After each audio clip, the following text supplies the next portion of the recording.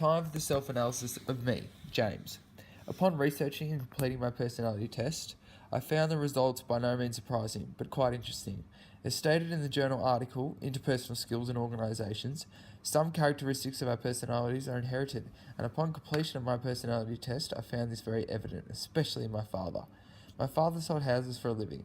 He was the life of every party, and he utilised his extroverted feeling and perceiving skills in order to establish relationships with clients and inevitably earn a commission. He was a very likeable man, and I like to relate him to the following famous cartoon character. But as Scott Squeeful conveniently said in his TED Talk, opposites do attract. My mother is the most analytical person you will ever meet. A solicitor who is the most introverted thinker and judger, and she, in order to pay attention to every little detail in every document she scans, she's a perfectionist. She reminds me of this person. I'm a bit in between, but in this video, we will explore how my personality is reflected on the Myers-Briggs and on the emotional intelligence scale. I will discuss aspects of the Myers-Briggs and how it affects me positively and negatively in social settings, and how my emotional intelligence can be applied as a rowing coach. I will then go on to further develop about how my personality traits will be effective in the workplace, but also what I need to do to further develop my communication potential. Now, before I go any further, being the self-aware person that I am, please note my technological skills are still developing. So, in the Myers-Briggs personality test, I was labelled as an ENFP, an extroverted, intuitive, feeling and perceiver. It was clear to me I am an extrovert. In disclosure, I have a secret love for ice-breaking games at uni. I receive energy from those around me. I'm open and interact with others, and when I'm alone, I feel inside my own head and just not at ease. I am most energetic in group situations and genuinely enjoy other people's company. When I scored highly as a perceiver, I was slightly surprised, but as I researched more and more about being a receiver, the more it became relevant to me. I'm a flexible person who likes to act spontaneously and freely. This idea of having a diary and an organised routine every minute through life does not appeal to me. I like to take time and smell the roses and go with my heart, rather than following strict structures through life. Often this results in me procrastinating and getting distracted through certain tasks, such as university assignments like this one. My love to interact with others stems from my strong reading as a feeler. This high scoring as a feeler is a burden to me. I'm constantly considering other people's feelings in whatever I do. In any task, whether it be rowing coaching, being captain of the football team, and participating in activities at university, I'm always trying to understand the values of others around me so I can relate to them, build good relationships. I tend to be more focused on building these relationships and a sort of culture, and trying to be really liked rather than actually attacking the task at hand. I see myself as a people person, and more often than not, that depends on relationships and morale for an efficient job to get done.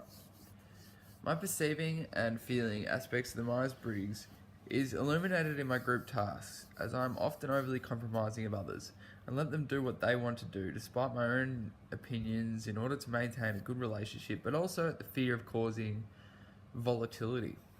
This can be seen as a weakness in the workplace.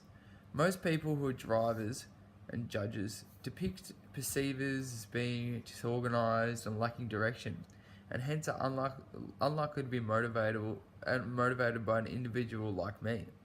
As Turner Speed et al. Explained, that it is important to scrutinise other people's feelings in the group compared to my own.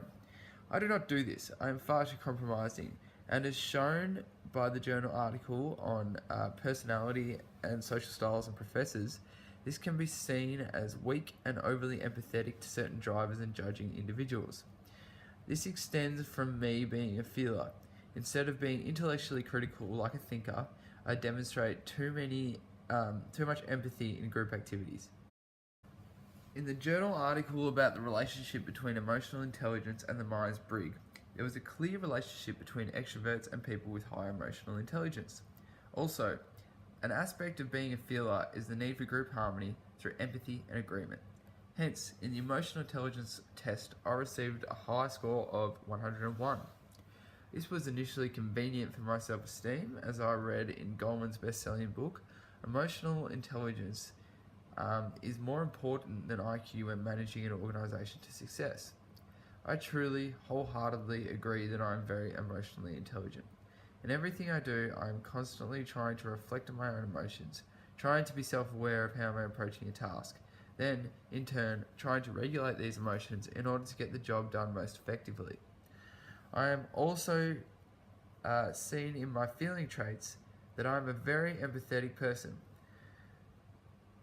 and I'm willing to be the resolution to all conflict by putting myself in someone else's shoes and reading my communication and how that my communication will affect their emotions.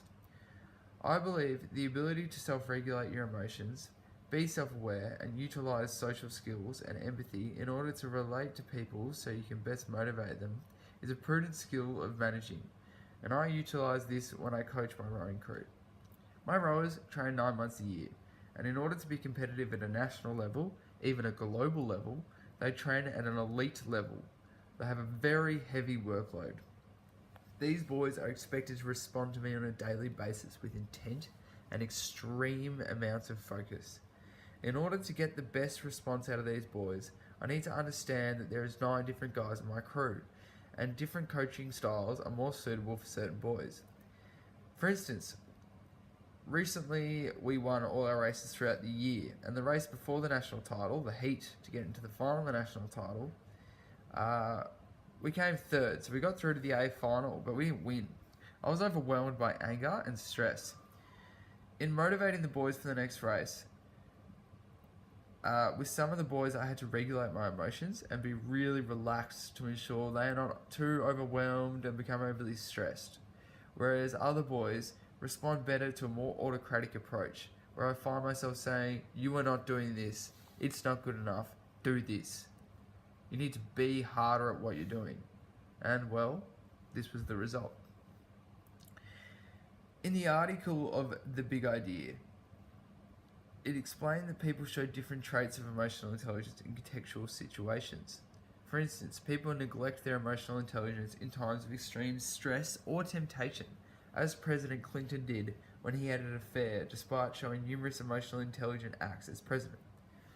I believe this is evident in me, hopefully not the affair side of things, but in a contextually stressful situation, I find myself being unable to calm myself down and regulate my own emotions, and I find it really gets in the way of performance. I'm overly nervous and anxious, and it really does affect how I communicate to others. In Regina Schlee's article about social styles and professors, it was very clear that professors that were empathetic and enthusiastic proved to be very likable amongst university students. I believe this resonates in me, although my self-awareness causes me to constantly be reflecting inside my own head, as Cooley and me discussed through the Looking Glass self. I perceive myself from the view of others, and this causes stress and anxiousness, and fulfills me with the need for people to like me and for me to put on the best front all the time that is the most likable. This causes me to feel the need to build relationships, and in a managerial setting, this disables me from focusing on the task and getting the job done efficiently and strategically like a judge would, and an analytical person. In turn, I must develop the ability to build on these traits in order to be a more prudent manager in the future. In the same article, Professor E had a strong sense of emotional intelligence. He was amiable, similar to me, but he understood that some individuals were drivers. He adjusted his classes and lectures in order to suit all types of personalities, with a clear structure and clear organisation to what he was doing. He didn't sway off task, but at the same time he was able to joke and be humorous in relation to the content and stay focused. He also restrained his empathy in order to ensure fairness by not allowing others to have extensions for unnecessary reasons. I need to develop these skills, to stay on task and to be focused when exuberating my enthusiasm, and also be less compromising in order to ingrain disciplinaries in the workplace. I will develop this through clear, structured organization of tasks, as that will reduce the extent of stressful contextual situations. It'll allow a broader approach, and it will allow a more accommodating approach to all types of personalities. And the planning out of each task will reduce the stressful contextual situations where my emotional intelligence goes out the window, and as shown, that is most important in the success of an organisation.